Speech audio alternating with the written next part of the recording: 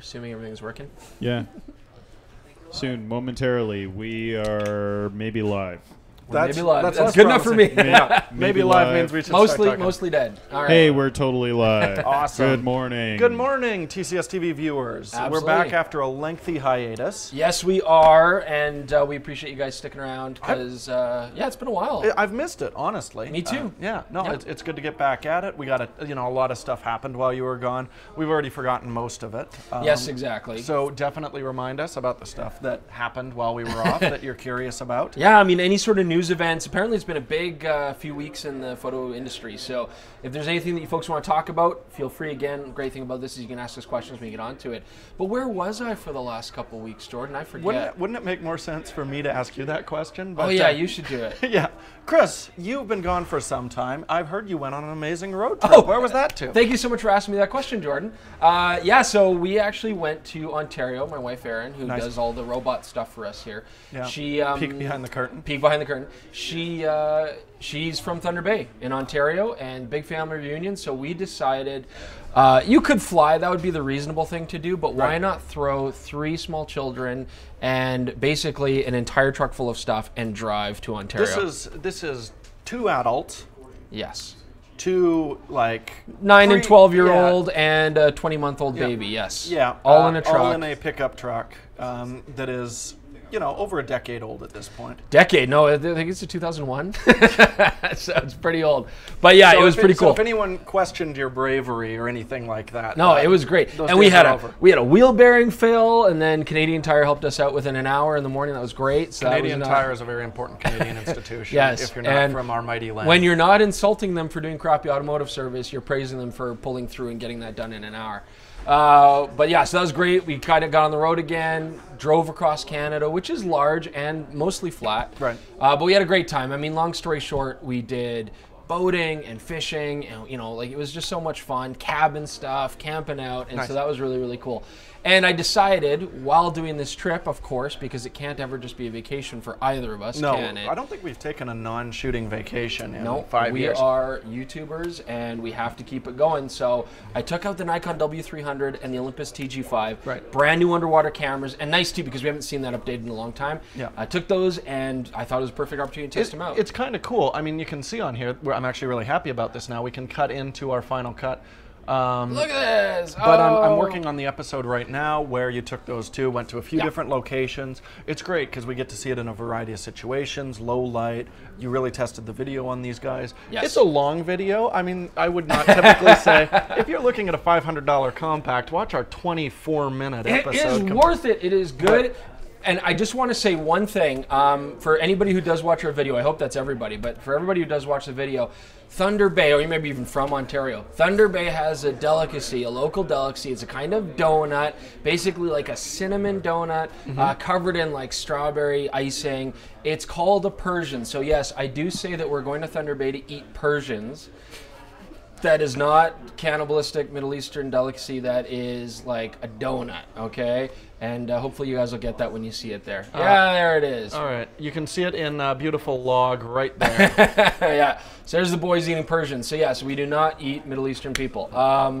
But yeah, no, it was a great trip. We had a lot of fun. We're back, and that review's coming up pretty soon. Episode's nearly cut. I'm looking forward to getting it out. Yes.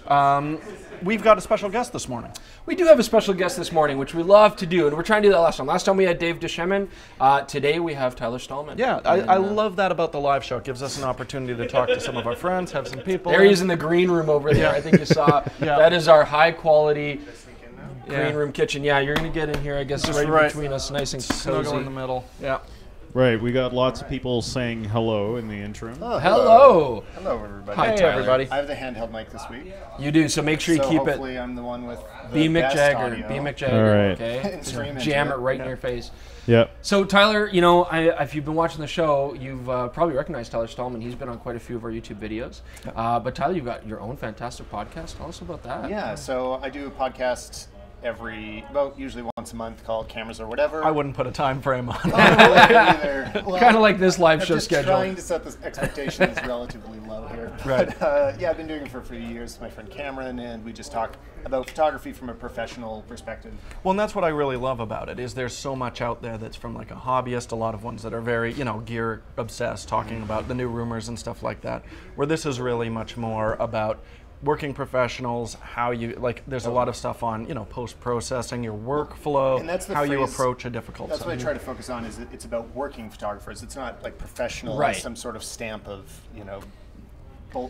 And bragging about and what it's you not do. like hardcore gear review either. Like you're trying to say Right, if you're in the exactly. industry, if you're working, these are the things that are important to you. Yeah, just something conversational. Because I feel like there's a lot out there for beginners and amateurs. There you go. Yeah, Okay. now you sound There pretty. you go. Okay, now I sound better. There's Yeah. there's a lot more stuff introducing people to photography, and I was looking for content of people that are doing it for work, and so that's Right. that's what This I is talk interesting about. though, because in your position too, you started out doing a lot of commercial photography, right? Like many photographers, but since then you've branched into, you and your wife becoming like social media influencers, and how that changes your industry, having to get into video, having to get into vlogging, right? Yeah, I mean, what it means to be a photographer has become Very different, strange. yeah. I mean, there just are so many different parts to it now. Yeah, and it's when not I try like to, it used to be like 5 types of professional exactly. photographers. It's very diverse Well, right and now. if we only did one of the things that we do, I don't know how often we'd be working, because That's how it was for so long. yeah. And yeah, so you have now to it wear feels a like lot of hats now. every week it's like 3 or 4 different things,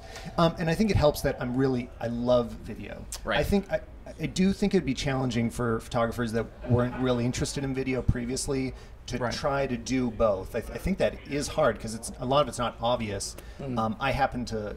I wanted to do video before I even did photography, so Right. that kind of helped a little, but it is challenging to kind of make that jump. One of the things I want to talk to you about today, especially, is, as we say, like a lot of photographers, they were sticking with one thing. Like, I just shoot weddings, or I just do landscape. And a lot of people still do that, especially enthusiasts. And in that regard, they generally are going to stick with one kind of camera kit, right? They're going to just use Canon or just use Nikon. But in your position, you've got a lot of different things you want to do. That means a lot of different systems. And so I kind of want to talk to you about what it is to be a person learning and using multiple camera systems. Yeah, that's been really weird for me lately. I've been in both worlds of Sony and Canon, and so it's been a little more than a year now that I guess I've been using both. And I bought the Sony just to do video. It's the A7R2, which isn't mostly advertised as a video camera, but it just checked all the boxes for me. I haven't regretted it at all. Well, and we've got the option of traveling with an A7S a lot of the time, but I tend to bring the R because I like shooting Super 35. It's a big part of it, where the A7R2 performs really well. Yep. And it's a spectacular stills camera. It really is yeah. like 2 birds with one Yeah, it's a stone bit more kind of setup. versatile. And the big thing that, because we were talking a lot when I bought it, I got it from you, is the autofocus. That's the biggest thing that I never looked back on, is I wouldn't want to have been stuck with the A7S autofocus. A7R2 autofocus is pretty great, and I mean, I can use it. Basically, that's what I mean. I'm not. I can be confident that it's going to keep. It's working, gonna hit, It's yeah. reliable, and the video quality is about as good in most ways, Yes, in most exactly. conditions. Yeah, in Super 35, it's as good. Yeah, Unless yeah. you're shooting like some Extreme absurd light, high yeah. ISO. Right. Yeah. And for me, Canon is still my primary stills camera. I've found Sony still up until now has kind of been falling down. Yeah, and that's in a what's lot of kinda ways. interesting, But yeah. I mean, yeah, the A9, which maybe we'll talk about, like to Yeah. me is starting to make that change. There were too many points that I just felt like I couldn't really trust the A7R2 for professional stuff. Like write speeds would be too slow. Just as your primary camera. exactly. Yeah. That I couldn't bring. I still always felt like I needed to bring the Canon. So. Well, and I found your opinion really interesting, because I always said, like, it's fast enough for portrait, stuff like that. But then you were talking about it, and you're like, no, the way that you and your wife shoot is very like, click, click, click, click, check, move on to the next thing. Yeah, and with those exactly. giant files, you're like, Sure. click, click, click, wait, Yeah, wait. yeah. Anya has time to walk over, if look I at the do back a of the burst of camera. more than 5 to 10 photos, you just have to sit there and start staring Yeah, at the back of absolutely. it, and the camera's locked up. So if you have somebody else you're interacting with and they don't see what the camera's doing, or even the worst is that it locks up and like everybody huddles around the camera to look at it, and you're all just staring at it and says right into hard. And I mean, it comes back to, not only having gear that can do the job, but I guess you got to be confident, right? Like Right. it's nice to be able to shoot gear and know, yeah, I know what it's doing. I predict what it's doing. It's going to take care of things, right? Yeah, exactly. That you know what, the next moment is going to be, And then that's why how you Canon's still can so keep moving popular. forward. Yeah, exactly. Does the A9 change that for you? It absolutely could. I mean, it's Good. Okay, standard. we'll go good. Yeah. Well, so it's hard for me to put myself in the position of, okay, what if I didn't already have a kit? Right. Like, what if I had no lenses? I just can't really imagine that. I do still prefer the ergonomics of Canon. There's a lot of details about what Canon does that I think they do better. for sure, absolutely. But some of those features on the A9 are starting to leapfrog Canon enough, and they've caught up with those basics, like the write speeds I was talking about. Much quicker, yeah. That not being an issue is really important to me, and adding things like the focus, A little selector switchy on thing, the back, putting the record button in the right place. They started getting the easy stuff right. So Sony did all the hard stuff right first, And now it's a matter of And that's great because it fleshes it out as something that people can trust and use on a day-to-day basis. Well, and the rumors for the A7 III being the autofocus system from the A9, the processor, but I don't need 20 frames per second a lot of the time. Scaling back some of that stuff, but hopefully we'll get that camera that feels more like your classic D750s, 5D4s, those professional, middle of the road, good at everything. The A9 has handicapped, Sony has handicapped the A9 a little bit in the video realm, so hopefully the A7 III is going to give that back to us, right? Yeah. Well, and so something I've talked to you guys about a few times is that all the talk around the A9 is comparing it to the sports cameras. Right, Which it does compete against, but it's most interesting to me as a new 5D competitor, as a new every professional kind of camera. Yes. Yeah. Yeah, I think the silent thing is, and just having such fast readout, because we've had everybody's making a big deal. Oh, it's silent, but the important thing is it's silent, and that readout is so fast. It's usable images when you're using the silent shutter. I mean, if I was what I've started to think about that made me realize how big of a deal the Sony thing is that if I imagine myself getting an ultimate photo gig, like I'm shooting a celebrity wedding, or I'm doing backstage with somebody, like something significant that's once in a lifetime kind of event, I start to think like that's the camera I would choose. Oh yeah. If I could shoot 20 frames per second, totally silent and dude, great I was autofocus, I was that's shooting what I on a want with movie me. set, and we've got actors. I'm 3 feet away from the actors. Yeah. They're doing their lines, they're doing their monologues, and I can shoot and I have no problems. I'm not feeling like I'm intruding. I'm getting 20 shots per second if I want. It was insanely good. It was insanely good. It's really cool too, because in that situation, of course the actors are lit and everything like that. Oh, yeah. But then you whip back and shoot the cast and crew who are in barely any light at all, and that's where the A7R2 sometimes struggles. Right. Oh, the A9 handled it. Where the A9, it's just boom. Especially the eye detect in low light is staggeringly good. Well, and in my video comparison too, I was running into cases where so I was shooting with the Canon, comparing it to the Canon, and in backlit scenarios, the Canon couldn't find the focus. Like it just kept hunting and hunting and hunting, and the A9 like every time just kept hitting. And that's, I think, a big surprise. A lot of people who are reviewing the camera, even big time sports shooters and such. I mean, they're just like, the focus is hitting. It's hitting, and they're shocked. They're like, I didn't expect it. I've used a Sony before. You're like, everyone was expecting it to be kind of halfway there with the autofocus, and it is crazy. We should mention too. I mean, you mentioned your video, but you also have a YouTube channel, which you should definitely check out. There's a few on there. You just did your Hasselblad review. Your A9 review is up on there. Which is great stuff, but you also throw in like some smaller things that I'd love to do in our own channel, like you recently did an onboard vlogging mic shootout, stuff like that. That was very cool, Yeah, I try to mix together some like real life stuff, and I think I also just try to keep people watching my channel on their toes so that they don't expect me to do anything specific. So it's going to be a bit more of a general tech channel. Like I just talk about phones sometimes as well. And very cool. Headphones, but and one thing that you've mentioned that I think is absolutely genius. Yeah, please promote this campaign of mine. I think it's really important. Video metadata is very difficult to get access to unless you've got a camera shooting RAW. And a lot of the time I'm like, oh damn, what picture profile did I shoot this in? Or if I'm applying a LUT, I'm like, oh god, is it S-Log2 or S-Log3? I'm not sure which one it is. And you had the idea that metadata is really difficult, so why don't we throw just a frame at the top, or I think it's really smart at the end of your video clip. Yeah, I mean, or an option. It just has your XF metadata. Both. I mean, okay, so a single frame. Such a simple idea, and I think it's a great one. So what I was running into is some of these videos where I'm vlogging, and I'd be like traveling for a few weeks, and I'd switch back and forth between S-Log and a cine flat profile. Right, sure. Yeah.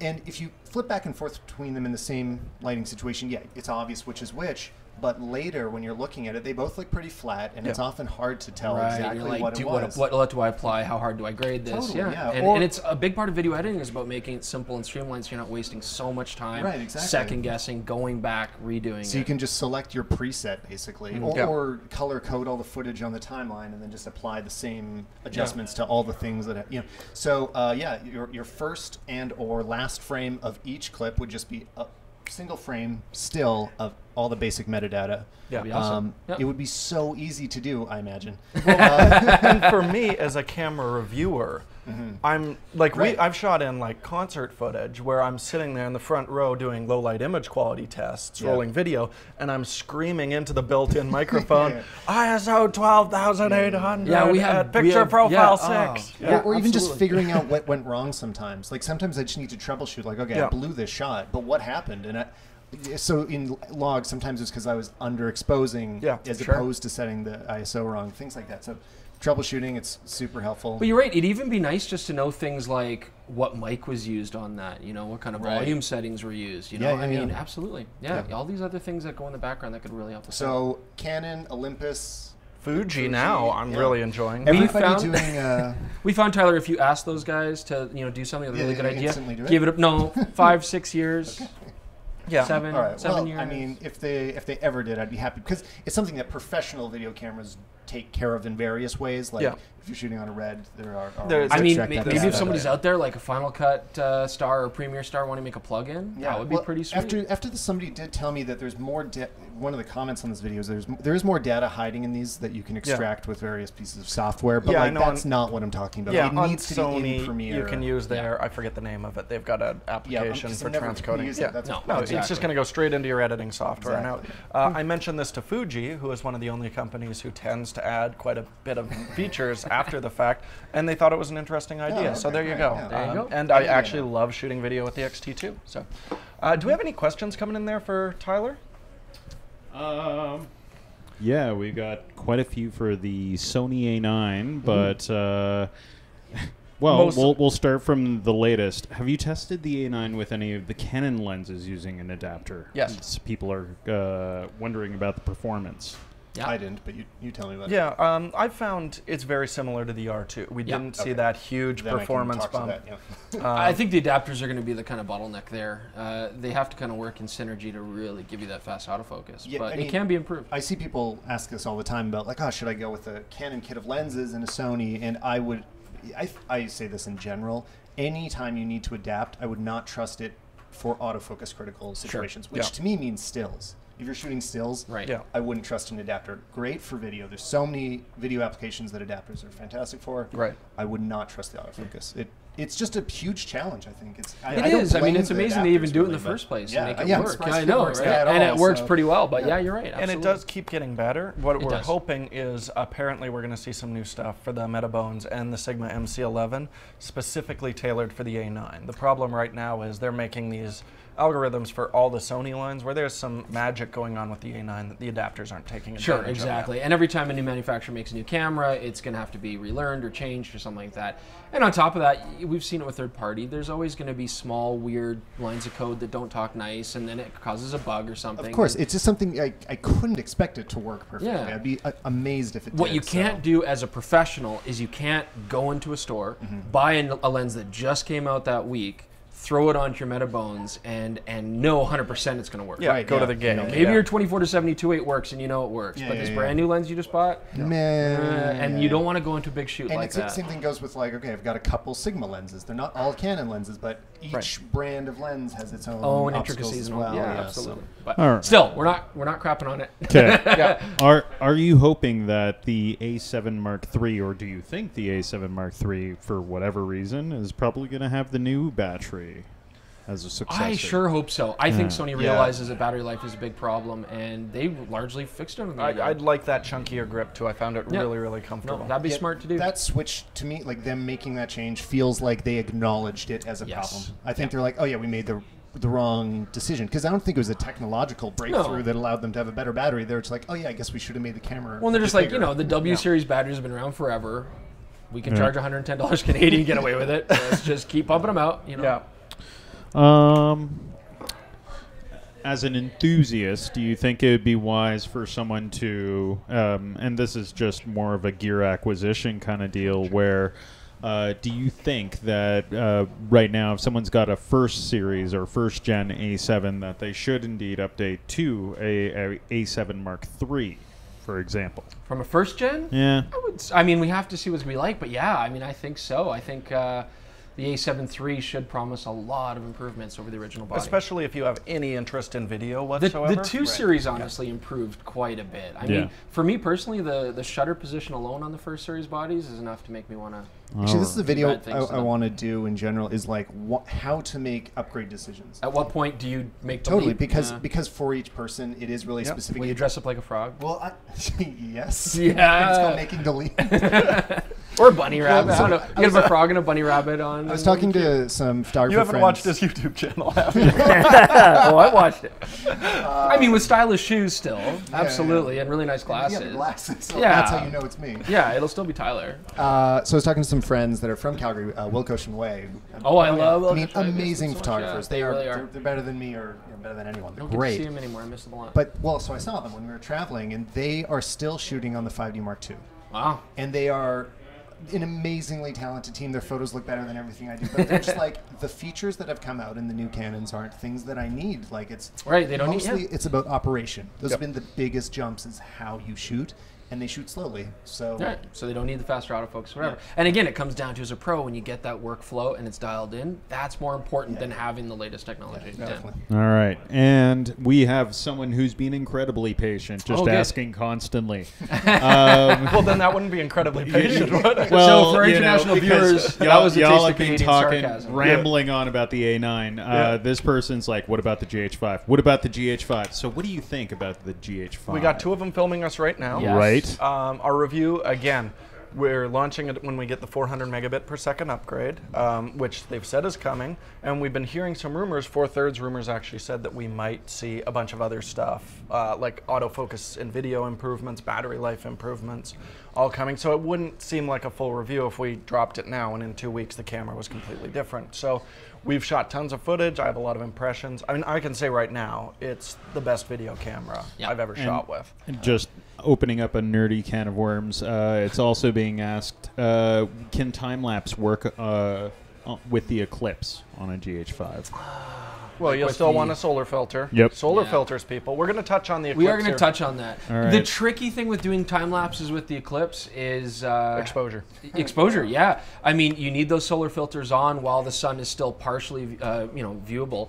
The minute you get that full total eclipse, you got to take those filters off because your exposure's now changed completely. For most people, I'm recommending having 2 cameras going. You can have one clicking through with the when the sun is visible, and then switch over to your secondary one and just start that time lapse when it's a total. What are they? That totalitarian government? Totality. Path of totality. Yeah, and that only lasts a few minutes, and then you gotta whip your filters back on and stuff. So, if anybody's doing video or stills, you need a good tripod, and you gotta make sure you don't move it. I mean, at least you got some cropping room. The sky's gonna basically just be a black rectangle. But yeah, it's challenging. I'm just going to look at my Facebook feed to see the good photos of it. I feel like somebody's going to nail Jordan it. has it. Jordan has an opinion. There you go. We'll touch on my we'll Eclipse touch photo on that. opinion here a little later. And I've got a little header on our show notes. So we will get there. Anything else, guys? Well, I could keep going. Speaking of Just adapters, the good ones. Yeah, I know. Speaking of adapters, They're all good. We value all your opinions. what do you think is a good travel lens for a Canon M5 with the EF adapter? That new, that little 18 to 150 is actually a pretty nice little lens. Yeah, but that's... Oh, but that's not with the adapter. Yeah, Correct. with the adapter. Well, that's kind of an interesting segue because we have a lens that we want to talk about, which might fit the bill. Yeah, you want to hang out for this, Tyler? Well, yeah, I'll ask questions. I'll play the dummy. It's new gear. There you go. I don't know if it's in your wheelhouse, but it's new gear. Then it's in my... So this gigantic phallic object, That is a very strange telescopic there you go. mechanism. This is the brand new Tamron 18 to 400. Whoa. And There's so many levels of... barrels aplenty. Yeah, Helicoids all over the place. It's a marvel of screw technology. Okay, do I have the thing on?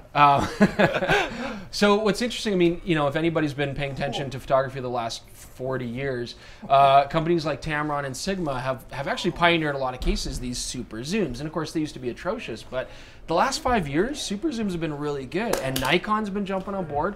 I particularly like Nikon's 18-300. Yep. Canon, in usual fashion, has not done anything since their very ancient 18-200. God, that 10-year-old lens. Oh, man, you know, so that's typical Canon. But this is very interesting. You know, they had a 16-300. That, I thought, pushed the limits. Now they've gone to an 18-400. And this is really interesting because we've been testing this briefly. This just showed up, so we haven't had a chance to do a full field test, anything like that.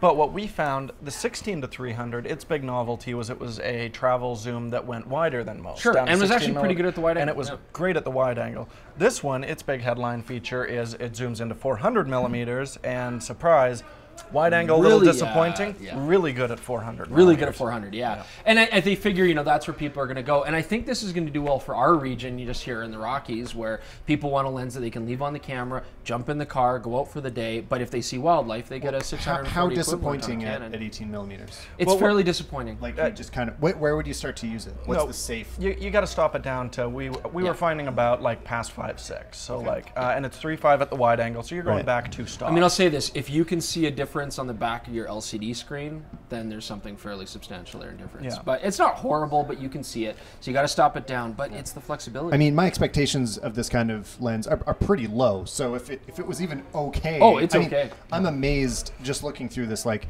seeing that range up close is you know, just we've talked about this before, but I think what it is now that software is so good at correcting things like fall off vignetting, right?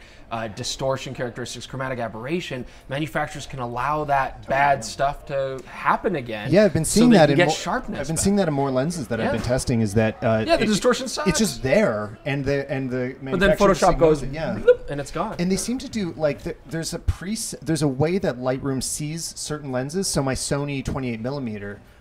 It always automatically applies the distortion correction in Lightroom, which it's interesting. There's like a flag. It's like, oh, this is a bad lens. Flip on the distortion all the time. But then you don't notice, and it's fun. Like, and it's I don't mind this. Oh, no, you don't mind it. And it gives us the benefits of higher resolution and making lenses that would 20 years ago be absolute garbage. Totally, yeah. Or lighter weight lenses, smaller lenses, cheaper lenses. All that, and sharper for all the new megapixels coming out. Let's argue a little bit about the focus ring. So Tyler, throw that into manual focus there. Okay.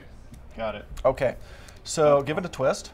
That's okay, yeah. Okay. Twisting. So what's your immediate impression? It feels cheap. Okay. Yeah, it feels cheap. I mean, this like when it knocks. Great review, guys. Yeah, there you go. But, you know, to their credit, it actually has hard stops at the end. But I mean, is this a lens you're going to focus pull on video, Jordan, really? That's exactly it. There's no index markings on this.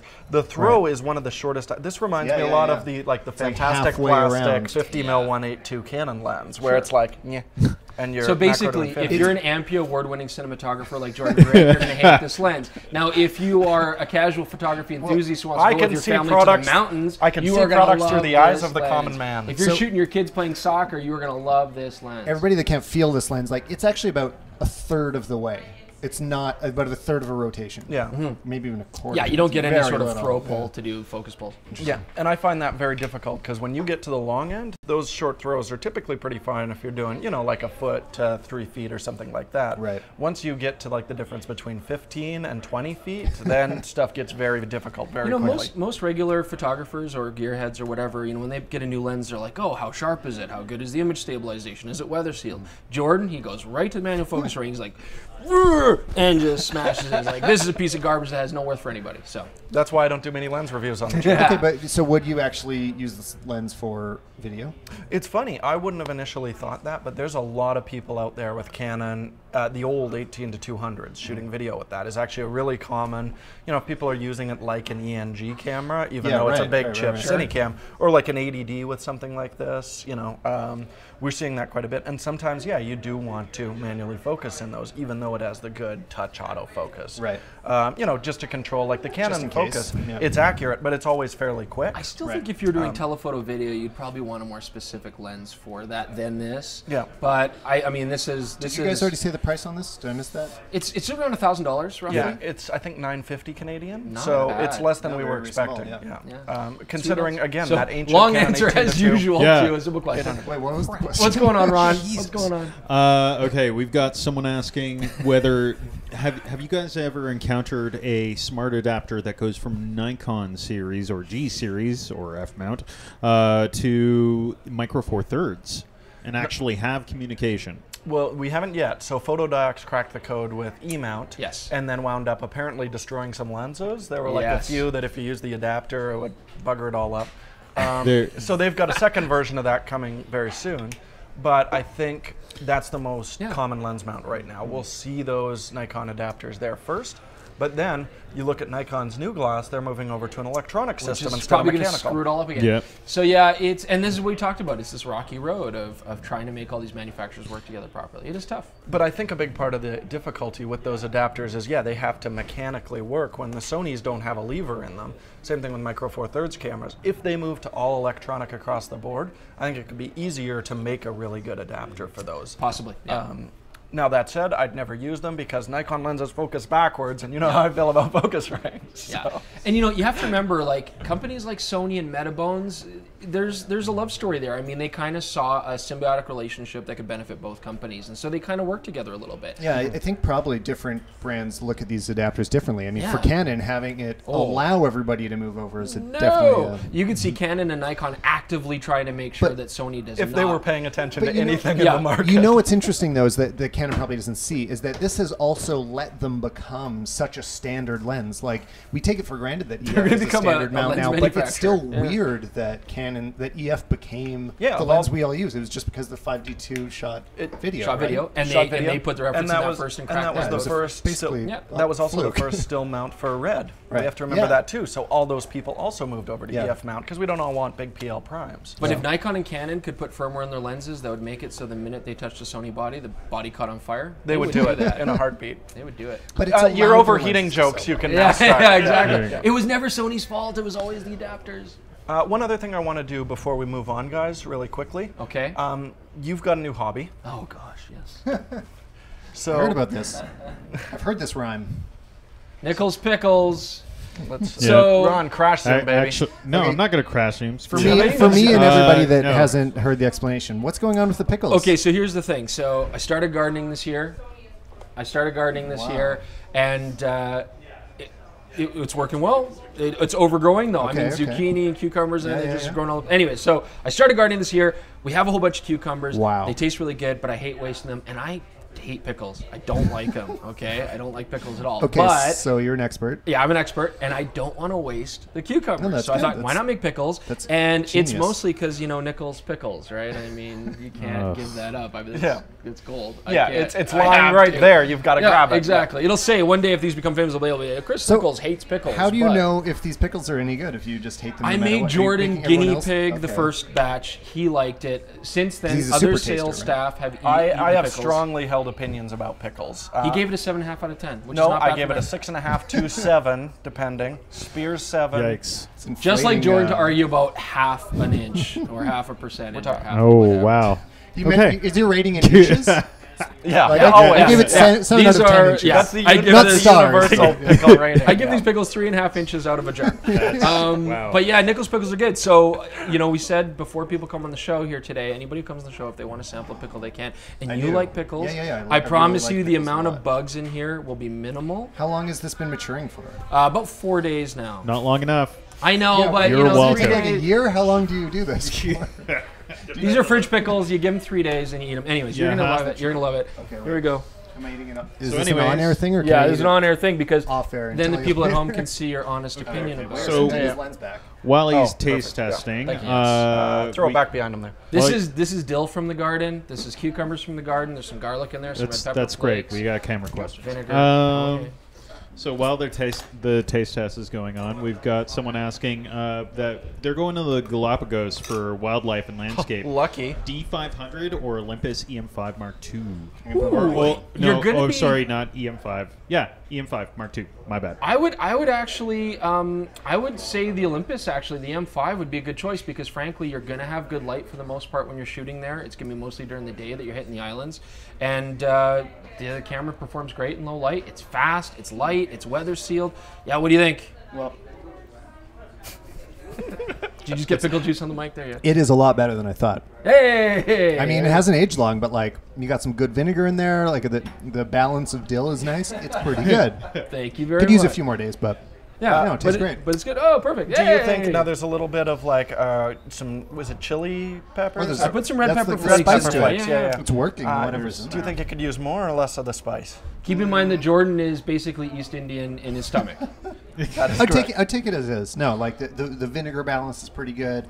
I think once it has a few more days to ripen, it would be perfect. Nice. A little bit more sugar? No, we're good. Good God, I can smell it. Bam!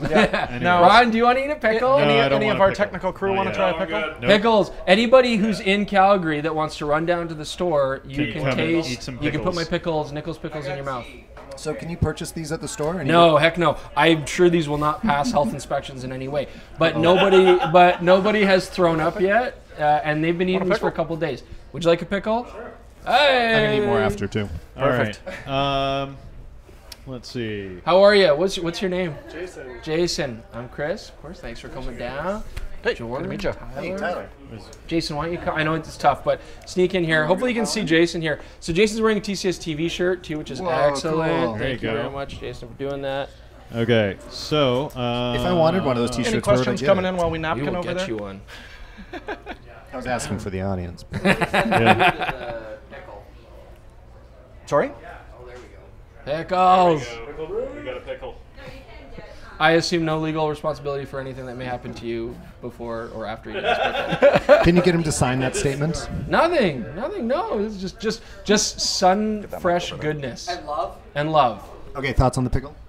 It's amazing. I feel right? stronger. Like I can like move mountains. Were the cucumbers cooked or raw? No, they're raw, and these are fridge pickles. I didn't boil them after the fact, because I know you can can them for a long period of time. You boil them after the fact, but these are like fridge pickles. So 2 months, you got to eat them, but they're gonna be nice and crispy. And I can hear the crispiness in Jason's mouth. How many of these jars do you have? Stop it! Stop it! I'm down to 2 jars, but I'm gonna make more. Any more thoughts? I would eat one again, maybe. I will, but I'll do it off camera. There we go. There we go. Thank you very much. Thank you so much for coming out, Jason. Appreciate it. Thank you much. All right. And yeah, again, anybody local, or if you ever want to See, swing down, you can be on the live shows. show. Yep. You just be on the show. Come on down. That's all I did. I just showed up and you guys put me Yeah, on camera. exactly. Yeah, It's it's like, great. oh, it's Tyler. Okay, let's put him on the show. Yeah. So let's do a quick interjection, guys. Oh, feel free to. Yes, don't worry. No, it's live. Just run right through. Let's go. Run right through. There's no class here. We're not making a high quality production. Hi, Ryan. Hi, Ryan. Hey, Ryan, do you like pickles? Okay. Ryan Hetherington Keys is here. He's also been on our YouTube show. We did not arrange this. He's just come down, and he's also going to eat a pickle. I'm going to make him eat my pickle. And while he does that, talk about there. Yeah, so while we're doing that, we are going to touch on some stuff that's going on locally. So if you are in the Alberta area, we got some cool stuff coming up. If you haven't heard of the Beakerhead, what would you call it? A festival? A Beakerhead celebration? Science Festival. Yeah, science festival. Science and We have a- Creativity Festival. Apparently, we're also involved. We have a couple people here who are IT nerds, and they might be interested in Beakerhead. Yeah, it's a great kind of, basically a science festival, but they try to do a lot of interesting stuff. A lot of very Instagrammable events. It is specifically keyed towards Instagramming, no and there's idea. some really good food and drink things going on as well. But we're actually doing a photo walk with Rob Yeah, Brown, not who's bad. one of the Panasonic ambassadors. Garlic, yeah. Totally worth checking out. We're doing free transportation for that, so Yay. you'll get some cool Thank shots. you. It'll be a fun night out. There'll probably be like a little after party or something going on September afterwards. 14th. And if you want to play with some cool Panasonic stuff, they'll have a bunch. Thanks for coming in, Ryan. Thanks for eating pickle. One day we'll get Pickles. you on the show again. Oh, man. I think I did a plug successfully, Chris. I wonder if I can send a jar of pickles to Dalbor. I don't know if that would work. You know, That's there might completely be- illegal, There might be I think. legal ramifications. Where's Just Dalmore send the based? jar. Not here. Okay. Also, quickly want to mention, you want to hang out with Chris and I. Next week, you won't be able to at the live show, unfortunately, because we're not going to have Wi-Fi where we're at. Mountain Equipment Co-op is doing an outdoor photography workshop. Chris and I will be there to answer all of your gear needs. Mountain Equipment Co-op here in Canada is a huge outdoor company. They started out also as a very cooperative company, giving back to their... They are literally a co-op. A co-op, They share the money that they make. Absolutely, share the money with the members. And of course, I would say pretty much almost all Calgarians are MEC members. I would assume a huge portion. Because, you know, it's great quality gear. And if you're going out hiking or, you know, kayaking, anything, they have it. So this would be a really cool thing because at Bowness Park, it's Saturday, August 26th. They're going to have kayaks and paddle boards and like slackline equipment and like all this cool gear. And then you're also going to get to shoot photography in those situations. So it's a great opportunity to try a new event. It's a great opportunity to practice with some new Canon gear. It is, you know, Canon's going to be there. We've got Kyle Marquardt there. We've got certainly bring your own gear. Yeah, my boy Kyle Marquardt, who you've seen again on the show. On the show. Joe Desjardins is also there. Huge landscape and wildlife photographer. So come on down, talk to those guys, play with some gear, try a new outdoor extreme event. So this is going to cost me hundreds of dollars. This is going to cost you $0. What? Free event? Whoa. Yes, but hundreds of seconds in travel time getting to the event at Bowness Park. Serious value. I know, right? You might get like a hardcore Canon sales spiel. I don't know, probably not. But it'll be a cool event, and we're going to be there. Jordan and I are going to be there. But we can't do a live show from a park because, internet. I might Instagram. I might do a little LTE quick Instagram. Yeah, exactly. Something like that. So stay tuned. But yeah, not a full live show. I can't wait to the moment where we can get, you know, Wi-Fi in parks so that kids can go experience the outdoors while they're playing video games on their phone. Chocolate Wi-Fi. Stop it. You're part of the problem. There you go. This is a portable rig you got here, right? This packs up. Yeah. As long as you have 4 people helping you, our live rig is portable. Check out our Instagram. You can see the full live setup here. One other thing we wanted to touch on quickly. People loved it. The Sony trade-ins are back on in Canada. Yeah. So. I was asking about this last time. Yeah. Maybe I should do something. Oddly enough, as we talk about getting all these full-frame cameras, there is a big trade-in event. So it's a little bit different. They're asking for functional digital SLRs. Yes. But you trade them in, you can get up to $500 trade-off value, plus whatever the value of the cameras for trade-in. And yeah, if you're like, I'm tired of Canon, I'm tired of Nikon, or Pentax even. Let's say you were waiting for a 6D Mark II because you were really excited about that new sensor. This is an excellent time to trade in some of your equipment and jump ship over to a very compelling and contemporary Sony system. And again, I know we have to always say it. It's not like we're pushing Sony. We carry all these brands. We love them all, and they all have their purpose. So opinions aside, if you are at home and you're like, hey, I kind of feel like a mirrorless would be good for me, these are good opportunities to get in on it.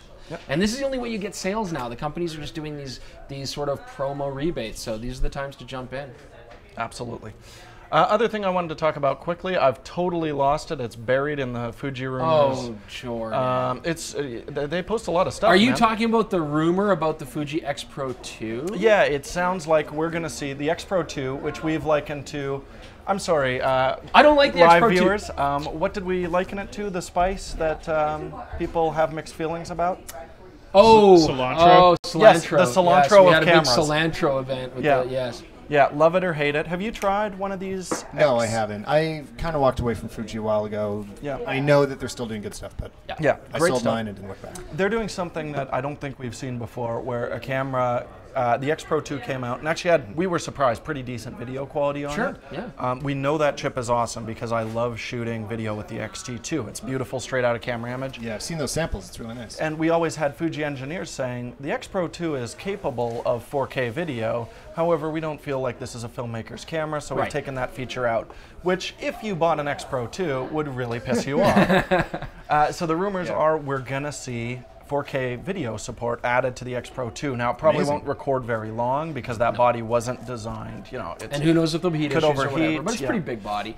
But you know, this is why I love Fuji. Yeah, it's really more, and again, this is rumor. We're not confirming this. This is not confirmed. Okay? We're not confirming this.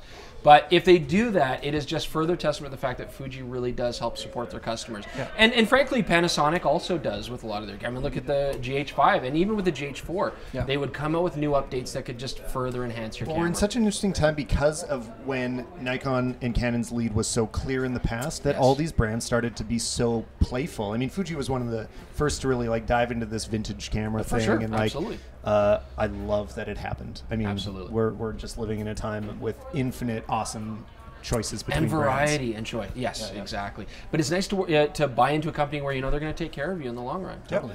And you don't have to feel like you got to get a new camera every year. This is great too because I've seen so many interviews on all these with Billy, who we know quite well. From Fuji guy. And he's a tiny, angry little man, which I love about him. And he's like, Only in we restaurants." we know that the X Pro 2 can do 4K, and I'm really pushing them to include 4K support, and it looks like Billy won. See, and that was like 6 years ago, so like we said, anytime there's a good idea, give it 5, 6 years. I think there could be like a daytime TV special about this story of Billy overcoming adversity and winning in the end. It's a true underdog tale. We'll leave it at that. Anything- Ronnie? Wow.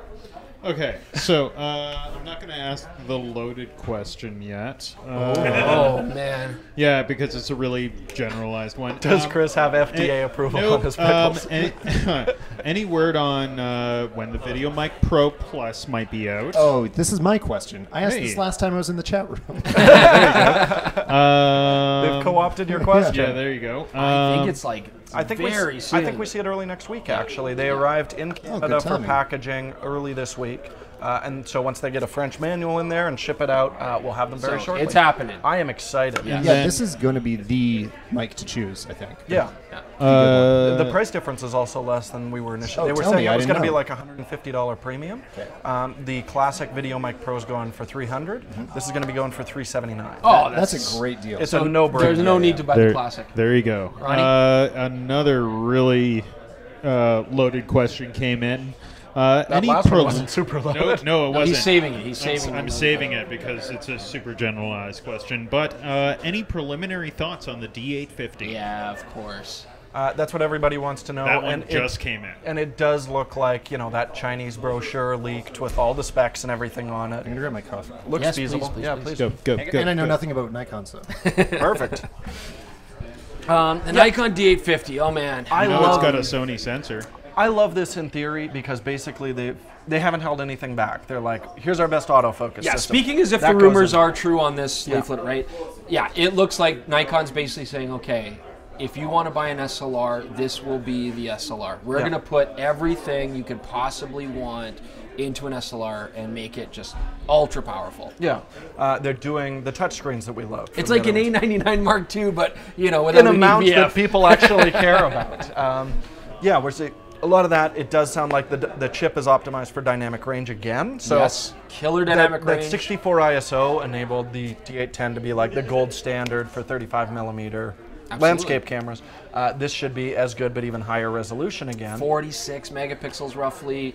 I'm excited 7 because frame per again, second shooting rumors at that. rumors are we're going to see 4K without a crop. That's always been one of my main issues with Nikon video. Besides the fact that the lenses focus backwards, so I can't pull focus Again with the because my focus. muscle memory is all the other way. Yeah. Yep. But you know, I don't know. I mean, I think the initial response, people are very happy that Nikon is now, recognizing that we need to stir things up if we're going to keep people interested in our brand. You know, especially after something like the 60 Mark II, which is has a much more lukewarm kind of reception. People are really excited about this. I'm sure it will be god awful expensive. It's going to be powerful, and another concern I have is now that we're moving up to 46 megapixel sensor, rumored. Is this going to create an issue like we had with the 5DSR, where now Nikon users are also going to have to possibly upgrade their lenses They're going to have in to order throw to handle that throw all resolution? their Nicors away and get Sigma Arts across the board. It's gonna be So terrible. it's going to have some. There's going to be some bumpy roads ahead, I think. But yes, I agree. This is very exciting that Nikon is saying, "Hey, we can still stir things up. We can still create very innovative products, and we're going to give you what you're wanting." So yeah, I'm excited to see it. I don't know when that'll be. If it's this year, I think it's going to be fairly late this year. Yeah, That'd be my guess. Nikon has made it very clear once the camera is announced, hopefully we're going to get a chance to do some previews, maybe even an early production test drive. We're So, very excited to play with this camera. yeah, we will be comprehensive and look at this thing up, down, and all over the place, because I've said it before, I do think this might be, if it lives up to the specs and the expectations, I think this might be the last great digital SLR. Or the biggest collapsible calamity ever to happen. If it's on the if they throw like some D5 garbage at it or something like that, we'll call them out on it. Yeah, But we it shall looks good see. so far. We shall see. Yeah.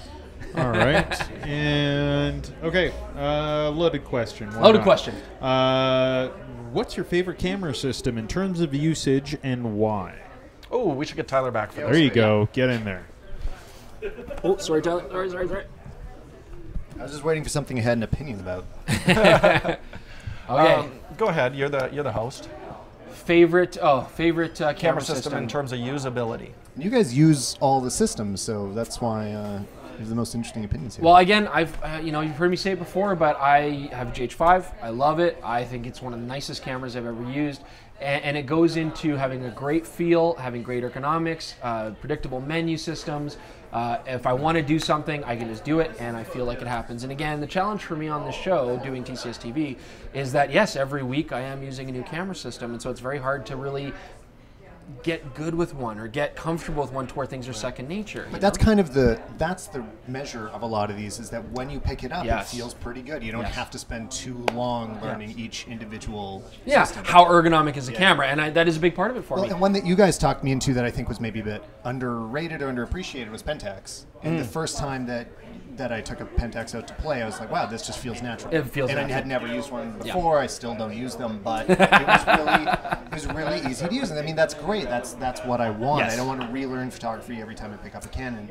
Yeah. Camera. Absolutely. And that's the feeling I get sometimes with Sony. I mean, if I'm going to put something at the bottom of the list, I shoot with Sony. I might buy more Sonys in the future, but it is towards the bottom on usability. For ergonomics, yes. You have to learn them and get good with them. Yeah. Well, and I would actually put Olympus at the bottom because when I grab an Olympus camera, it's a bunch of blank buttons. I have no idea what anything does, and they're like, it's so customizable. You can set it up exactly how you want. I was arguing with the commenters on my videos a bit about this, about like that I complained about that when you pick it up, you need to program it. Yeah, So you need to program it. to be usable at all. And people were like, why would you complain about the adaptability of the camera? Like, yeah, you can do whatever you want with I know, it. but you it's have to fall in love with it. Or if you go rent one, now it's configured completely differently. If you pick up my camera, you have no idea how to shoot. Like, you actually couldn't do your job. I You could even couldn't get see. things done. I could even see for the kind of photographer who put the camera down for a month or a month and a half, and then you Totally, pick yeah, it up you again, just you're like, forget, oh, I how got to do I use relearn this? everything. Yeah.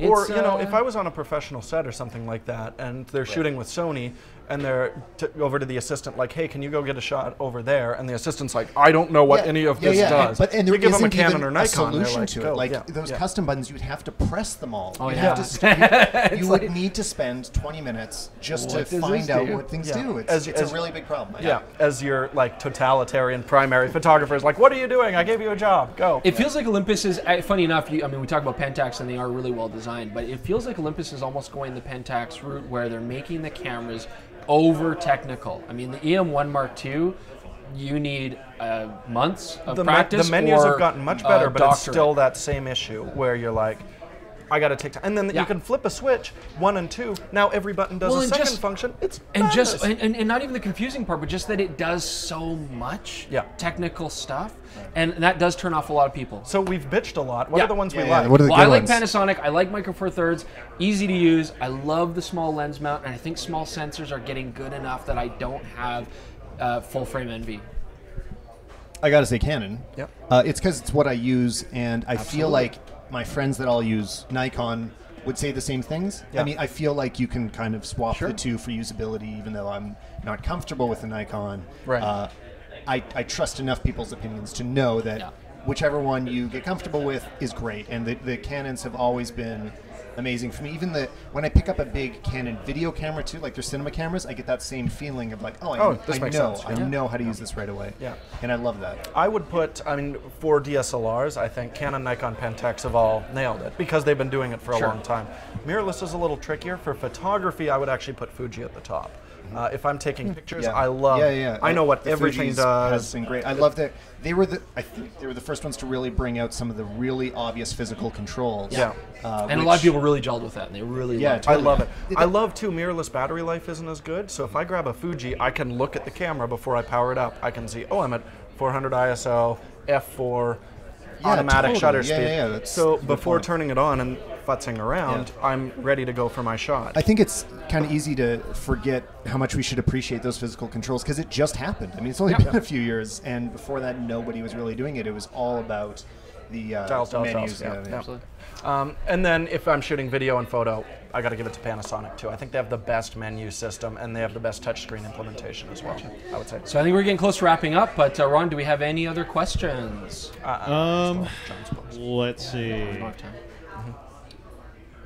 Mm-hmm. Someone's wondering if we'll leave this up for a day or two because they're in Shanghai and it's late. Oh, of course, yes, absolutely. There you go. Leave these up for you to view all you want. Yeah, there will be a bit of downtime. Takes a while to render out an hour-long live show, but it'll be up probably tomorrow afternoon, I would guess. Yeah, no problems. Don't miss it. Do you think Fuji is eventually going to add ISBS or IBIS? Sorry. Are they going to get irritable bowel syndrome like everybody else? ISBS, so. irritable bowel syndrome. I hope so. It's going right. It must be the pickles. Yeah. Yeah. How do you feel? Are you okay? Yeah, Tyler's like, we got to wrap this up. Do we think that any of the Sony successors are going to be out by fall? Well, let's Full jump back to frames. IBIS really quickly. I think we're going to see it for video because they've always said it'll soften the edges if we put IBIS in those Fuji mounts. But there's a 1.6 crop factor, which would give them more than enough time to swing that sensor and around for Fuji video. is making a really concerted effort to be a player in the video world. Yeah. Okay. Can I ask about that too? Yeah. Do you think there's any chance Canon will ever do stabilized sensors? I think they'll... And I'll expand on just why, but like in case anybody's not clear, is that like I think that it's given a clear lead to Sony. Like it just has turned out to be the right decision is to stabilize the sensor instead of relying on the lenses. And someday Canon's got to acknowledge this. I think Canon will do it 6 years too late. I think they'll do that. They'll do an initial mirrorless camera launch. They have to. That's serious, a full frame or something like that. It'll do fairly well because it's a Canon. But to really motivate people once they commit to it, to moving over to mirrorless, that's going to be their thing. Is if you want that stabilized sensor, got to go over to mirrorless. Because even now, I'm starting to think about it when if I imagine upgrading to like a really pro camera, like I like the look of the C200. Yeah. If I ever thought about doing that, I keep thinking like, but I'd be giving up all this stabilization I get for free in my A7R2. Absolutely. That I don't even think about it most days, but it really helps. It really helps. Well, and that's something we noticed. We've moved from shooting with FS7s, FS5s to the GH5, largely for the stabilizer. It's awesome. Yeah, it makes a changes the way huge you shoot. difference. When we're traveling, I don't even pack a monopod anymore. I shoot handheld the whole trip. What about the professional Sonys? Like, why can't the next FS7 or FS5? I think it will be stabilized. Would be my guess. Yeah. Okay, right. Are we talking about books? If John is available, which it looks like he might be, why don't we do a book talk? Yeah, really should we do quickly? quick? John, are you available? I know we're running short on time, but let's talk got a about mic it. for you. Thank you, Yeah. Tyler. Yeah. Oh, thank you guys. There we go. Welcome, John. Welcome, Welcome, to John. me. I'm getting You talk to sandwiched. John. I'm going to drive. All right. Okay. Okay, so Jordan's going to drive Hello, the books. Internet. So let's grab these books because we have an interesting topic this time. Yeah. Where's my lav mic? Hey, Chris, what do you think is the best Cars song? The best car song? Yeah, like if you're gonna have like a song about cars, I'm thinking like Billy Ocean, Gino Vanelli. I don't know. Black cars do look better in the shade. Gary Newman. That was that'd on be the obvious. radio. That was Gary on the Newman. radio earlier on today. Yeah.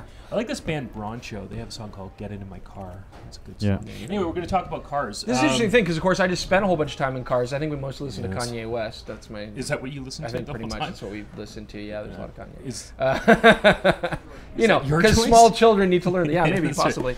But yeah, and it's interesting. And we were talking about photography. We're talking about cars. Of course, the obvious thing would be to say that North America has had a love affair with cars. That's kind of our shtick. the art US critic mostly, but here. Rosalind Krauss, she says that there's nothing more traditional than the automobile, which Yeah. is I can't wait for self-driving cars myself, but there's it's great. It's This is a this cool book. book is from Foundation Cartier. So Cartier is a famous jeweler, and they have an art gallery in Paris. This is also Beautiful done book. with edition Xavier Barral, who makes some of the most interesting books, but also some of the most beautifully made books. Mary Kay Metzger, beautiful photograph. Martin Parr Gorgeous. said that if there's a special project in publishing, Xavier Barral is that's what they do. They do special projects in publishing. So these are a variety of different photographers. And the last time we were talking about genre, and I can't imagine a more traditional genre than photographs of cars. But you don't have to love cars specifically or the automotive world to appreciate some No, photography. no, There's the- some beautiful stuff in there. I think that Jordan has a photograph here. It's by Bernard Plossu, who spent a lot of time in western United States and Mexico. This one is from a photographic trip in Mexico. And Just beautiful stuff. The loveliness of this photograph. I think it talks about well, a lot more than just the automobile. I think that cracked window tells us a little bit about maybe the ultimate nature of love too. But it's just. There's also a great photograph in here by Matthew Porter. It's heavy. Which is I think the next photograph that. Which is just this like dream-like. I guess I'm romantic in the photographs that I'm choosing, but I feel like it's a 1970s cop show. I would lean towards badass over romantic. Well, sort of the same thing.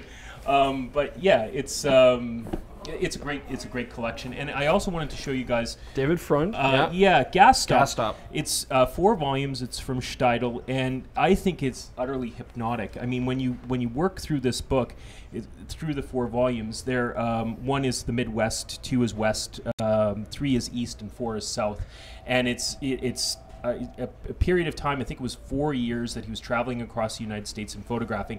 They start from the really minimal gas stop all the way to these like maximalist expressions of visual space. It looks a lot more like Lee Friedlander. He really fills his frames corner to corner.